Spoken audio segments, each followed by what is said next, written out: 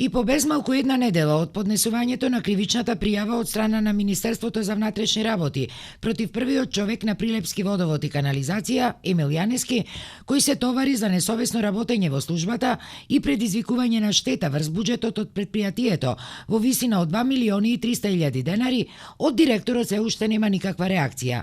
Предизвикани од неговиот молк, локалните опозиционери побараа Јанески јавно да кажал дали и колку се офајдил од оваа сделка. Според пријавата која заработи, тој во текот на 2018 година во име на предпријатието спровел постапка за набавка на уред за скенирање на подземни линии и наместо преку неа да овозможи рационално и ефикасно користење на средствата од предпријатието, после спроведената електронска аукција на која била постигната висока цена, наместо да ја поништи постапката затоа што цената била висока, Јанески донел и своерачно потпишал одлука за склучување на договор. Според прилепската опозиција, ова не било прв пат името на Јанески да се скандализира, при тоа алудирајќи на неодамнешното истекување на фекалии од пречистителната станица.